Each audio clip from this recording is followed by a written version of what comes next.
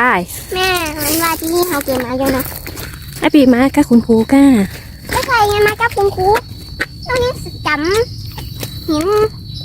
แม่ต้องยังจำหินต้นนั้นได้อยู่เลย จะมีลบฝนอยู่ถึงก้อนหนึ่งลบฝนได้ก้อนมีตุ้เจ้ามานั่งนะประการประวัตินะเวลาพวกตังไป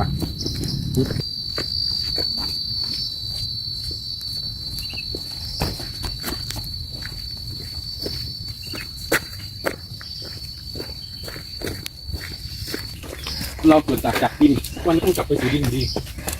ยังไงนะไปดูดินอยู่ดีอ่ะ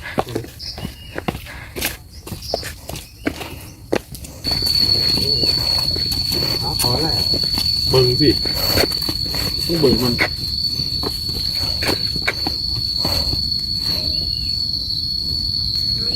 ขอแรงเนาะเขาต้องบนนี่งามย่างนะนี่ก็มีโอกาสมากับมาเห็นนะนี่ก็บนในอนาคตมันจะเซาะเข้ามาเรื่อยๆเห็นหรอมันก็นะมันจะเซาะเข้ามาเรื่อยๆกินพื้นที่มาเรื่อยๆนะ โอ้